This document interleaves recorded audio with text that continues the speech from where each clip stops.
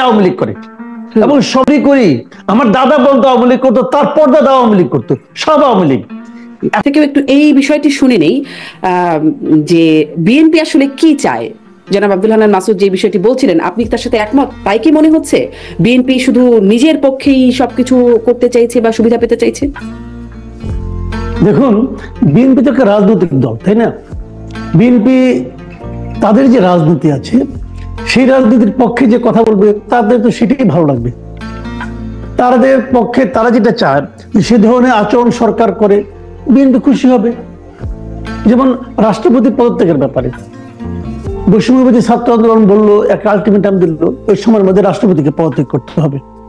এবং এটা শোনার পর বিএনপি প্রধান উপদেষ্টা দেখা করলেন, দেখা করে ওনারা কথা বলেছেন, প্রধান উপদেষ্টা ওনাদের কথা রেখেছেন, অথবা যাই হোক ওই আন্দোলনে থেমে গেছে। বিএনপি নিশ্চয়ই এখানে তো বিএনপি রাজনীতি এবং ছাত্র আন্দোলনের রাজনীতি এক না, এক হওয়ার কথাও না। কারণ ছাত্র আন্দোলন যারা করে তারা তো বিএনপি করে না, এক হওয়ার কথাও না। বিএনপি তার রাজনীতির সঙ্গে যখন মিলবে তখন খুশি হবে, এটা তো খুবই স্বাভাবিক। এখন দেশের সর্বস্তরে বিএনপি প্রভাব বিস্তার করেছে, করতেই পারে। বিএনপি একটা বড় দল, আগে আওয়ামী লীগ করেছেন, বিএনপি করবে, জামাত করবে, সব দলই করবে। বাংলাদেশের যারা নাকি এখানে আছে, বিভিন্ন প্রতিষ্ঠানের পদে আছে, একদম পেশাদারিত্বের সঙ্গে কাজ করতে পারে কয়জন? সে কোনো না কোনো দলের সঙ্গেই থাকে, তো তারা থাকতেই পারে। এখন এটা দেখে যদি ওনারা বলেন নতুন যে দলটা এখনো হয় নাই, ফেব্রুয়ারিতে হবে বলে মাত্র পরশুদিন ঘোষণা দেখলাম, নাকি ফেব্রুয়ারিতে একটা দল করতে যাচ্ছে। যদিও সারজিৎ সাহেব আবার মাসখানেক আগে বলেছিলেন যে তারা কোনো দল করবে না, তারা একটা রাজনৈতিক শক্তি হবে। উনি ছিলেন মুখ্য সংগঠক বলেছে রাজনৈতিক শক্তি হবে। আবার সদস্য সচিব দেখলাম কালকে বললো ফেব্রুয়ারিতে ঘোষণা হবে। অলরেডি কি নাম হবে তারও নাকি 100 প্রস্তাব পাওয়া গেছে, সেই প্রস্তাব থেকে একটা নাম তারা নেবে, মানে তারা একটা দল করবে। এখন যারা দল করবে, এই দলটা তো নতুন দল হচ্ছে, এখন নতুন দলের অত বেশি সমর্থকটাও থাকতে পারে, দল করলে হয়তো তাদেরও সমর্থক বাড়বে। অথবা যারা এখানে আছে পুরোনো দলগুলিতে, অনেক আওয়ামী লীগের লোকজন হয়তো, অনেক আওয়ামী লীগের যারা নাকি আমলা আছে, তারা হয়তো নতুন দলে আসতেও পারে, তো তাদের সংখ্যা বাড়তে পারে। কাজে বিএনপির বেশি, বিএনপির মতো করে সরকার চলছে, এই অভিযোগটা যখন সরকারের মধ্যে যারা আছে তারা করে, তখন এই বিষয়টা কিন্তু আমার কাছে গ্রহণযোগ্য মনে হয় না। এই সরকারের 3 জন প্রতিনিধি আছেন, 3 জন উপদেষ্টা আছেন, যারা নাকি বৈষম্যবিরোধী ছাত্র আন্দোলন, নাগরিক ঐক্য এদের সঙ্গে রিলেটেড, তারা ছাত্র প্রতিনিধি হিসেবে আছেন। বিএনপি কেউ আছে? বিএনপি কেউ নাই। এবং তারা 3 জনই পাওয়ারফুল, 3 জনই খুবই পাওয়ারফুল। একজনের হাতে এলজিআরডির মতো মিনিস্ট্রি আছে। এলজিআরডি মিনিস্ট্রি মানে কি? আগে আমরা দেখতাম যে দলের পর যে দল ক্ষমতা থাকে সেই দলে যিনি সাধারণ সম্পাদক হন, সাধারণত উনি এই পদটা হোল্ড করেন, কেবল গতবার ছাড়া, মানে সর্বশেষ আওয়ামী লীগের সময়টা ছাড়া প্রতিবারই সবসময় দেখতাম এই পোস্টটা দলের সাধারণ সম্পাদকই হোল্ড করেন। মানে কারণ এই পোস্টটা যিনি পান, এই মন্ত্রণালয় যিনি পান, তার পক্ষে সারা দেশে দল গড়া, দল গোছানো সহজ হয়। সেই মন্ত্রণালয়টাও কিন্তু এই ছাত্রদের হাতে দেওয়া আছে। আরেকজন উপদেষ্টা যার কোনো মন্ত্রণালয় নাই, মানে সে মানে আপনার পোর্টফোলিও নাই, তার কোনো মন্ত্রণালয় সে পান নাই। কেন পান নাই? আমি তো মনে করি তাকে অতিরিক্ত গুরুত্ব দেওয়ার জন্য পান নাই, যাতে উনি সব মন্ত্রণালয়ে খবরদারি করতে পারেন। উনি তাই করছেন, আমরা যতটুকু খবর পাই। তাহলে এত পাওয়ারফুল নেতা যে 3 জন আছেন তাদের, তারা অভিযোগ করতেছে বিএনপির ব্যাপারে যে বিএনপি নাকি সরকারের মধ্যে বেশি প্রভাব বিস্তার করতেছে। এখন সরকারও দেখেন লজিক দিয়ে চলে, সরকারকে দেখে জবাবদিহি করতে হয়, না? সরকার যে কাজটা করে, দেখেন এই সরকারটা গঠিত হয়েছে কিসের উপর ভিত্তি করে? আপনি যাই বলেন, আপনি 72-এর সংবিধান মানেন না, ওটারে দিয়ে ফুটবল খেলবেন না, কি করবেন, যা ইচ্ছা তাই করেন। ওই সংবিধানকে সমুন্নত রাখার শপথ তো আপনি নিয়েছেন। এই সরকারের প্রত্যেকটা উপদেষ্টা শপথ নিয়েছেন যে তারা সংবিধানকে সমুন্নত রাখবেন, নিয়েছেন না? নেওয়ার পরেই এই মানে ছাত্র সংসদ যারা প্রতিনিধি আছে তারা বলতে তারা 72 সংবিধান মানে না, তাহলে তাদের শপথের কি মূল্য আছে? তাদের শপথের কোনো মূল্য আছে? মূল্য নেই তো।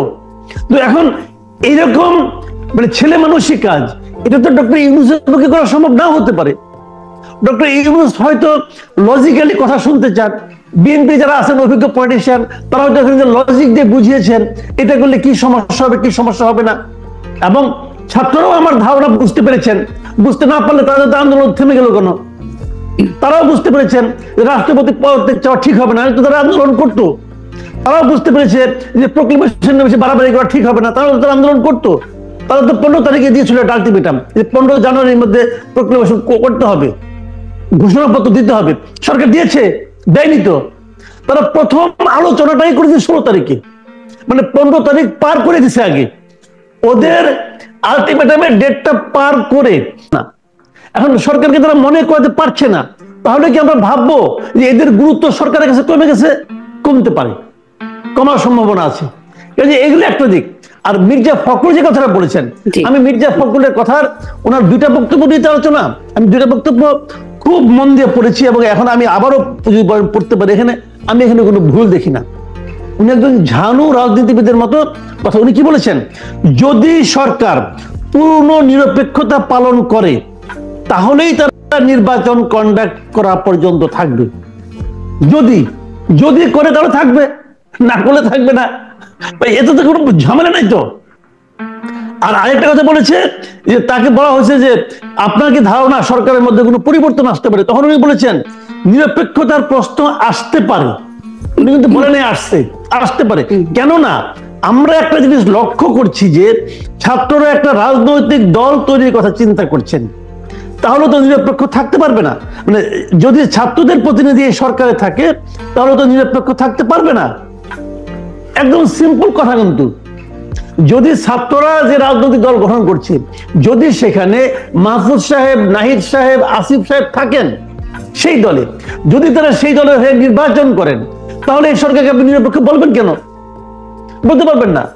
যদি সেই বিচারে আরেকটা ব্যাপার আছে, আমি পরে বলি, আপনি আলোচনাটা শেষ করেছেন পরে আমি এই বিষয়টা একটু আসবো যে মানে কবে ছাড়বে বা এই বিষয়টা আবার নাহিদ ইসলামও বলেছেন যে অংশগ্রহণ করতে চাইলে, নির্বাচনে অংশগ্রহণ করতে চাইলে নির্দিষ্ট সময় আগেই ছেড়ে দেবে। আমি আসি এই প্রসঙ্গে। তবে তার আগে প্রশাসনের বিষয়টা যেটি আসছিল, জনাব মাসুদ কামাল, একটু আপনার কাছ থেকে এটি শুনতে চাই যে এই মুহূর্তে আমাদের সামনে আব্দুল হান্নান মাসুদ তিনিও বলছিলেন, নাহিদ ইসলামও বলেছেন, আসিফ মাহমুদও বলেছেন যে সরকারের উঁচু থেকে নিচু পর্যায়ে যেটি বললেন ডিসি, এসপি, স্বাস্থ্যের ডিজি পর্যন্ত, অ্যাটর্নি জেনারেল থেকে শুরু করে পুলিশের আইজি সব নিয়োগেই এবং এমনকি নির্বাচন কমিশনেও বিএনপি প্রভাব বিস্তার করেছে, চাপ প্রয়োগ করেছে, বিএনপির লোকজন ঢুকেছে। পার্সেন্টেজেরও একটা কথা বললেন আব্দুল হান্নান মাসুদ যে কত পার্সেন্ট লোক বিএনপির। মানে আন্দোলনটা তো দেখেছিলাম, বৈষম্য বিরোধী ছাত্র আন্দোলনের মূলত ছিল সরকারি চাকরিতে কোটা নাকি মেধা, কোনটার প্রাধান্য।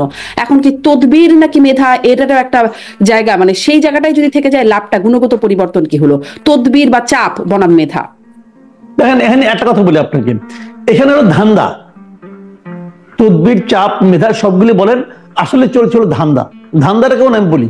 যেমন আওয়ামী লীগ আমলে আপনি যে কোনো আমলাকে জিজ্ঞাসা করতেন, যে কোনো আমলা 10-এর মধ্যে 10 সবাই আওয়ামী লীগ করে, এবং সবাই বলতো আমি তো করি, আমার দাদা বলতো আওয়ামী লীগ করতো, তার পরদাদা আওয়ামী লীগ করতো, সব আওয়ামী লীগ। এখন কি হয়েছে? এই লোকগুলি ধান্দাবাজ বেসিক্যালি। এটা আমি শুরুতেও বলেছিলাম যে এই সরকার কখনো, মানে একটা বিপ্লবী সরকার কখনো একটা পরাজিত শক্তির আমলাদের দিয়ে চলতে পারে না। এটা আমি একদম শুরু থেকেই বলে গলা ভেঙে ফেলেছি, কিন্তু কোনো কাজ হয় নাই। তো এরা তাই চালানোর চেষ্টা করছে। এখন কি হয়েছে? এই সচিবরা, এই আমলারা সবাই এখন যার মতো করে কম্পিটিশন দিয়া সবাই আওয়ামী লীগ বাদে অন্য কোনো দল হতে যাচ্ছে। এখন এক একজনের এক এক ধান্দা। কেউ মনে করতেছে আমি কোন দিকে যেতে পারি। ধরেন মামার সুমন্দির শালা, সে হয়তো বিএনপি করে, সে ওইটাকে টাইনে নিয়ে আসছে যে আমার অমুক আত্মীয় তো বিএনপি করে, অতএব আমিও বিএনপি করি। আবার সে ওই দিকে বিএনপি পায় না, জামাত পাচ্ছে, জামাত নিয়ে আসছে। আবার অনেকে চিন্তা করছে যে আগামীতে ক্ষমতায় যাবে কি, যদি ক্ষমতায় বিএনপি যায় তাহলে বিএনপি হওয়ার আমার জন্য লাভজনক। সে দ্রুত গতিতে এটা বিএনপি বানাই নিছে। ভাই সবারই আত্মীয় মধ্যে আওয়ামী লীগ, আমার আত্মীয় মধ্যে আওয়ামী লীগ, বিএনপি, জামাত 3টে আছে। তো আমি তো আমার সুবিধা অনুযায়ী ধরবো, তাই না? কারণ আপনার বাংলাদেশ ছোট দেশ রে ভাই, সবাই সবার আত্মীয়। আপনি আমাকে আধা ঘন্টার সময় দেন, প্রমাণ করে দেবেন যে আপনিও আমার আত্মীয় হন। সবাই সবার আত্মীয়। আর আব্দুল হান্নান মাসুদের সঙ্গে আমার নামেরই মিল আছে।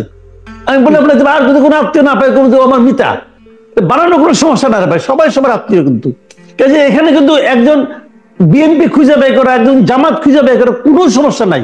সমন্বয় কিন্তু একটা আত্মীয় আছে আমার। তাহলে মাসুদ কামাল, তাহলে এতদিন আওয়ামী লীগের দোসর ছিল বা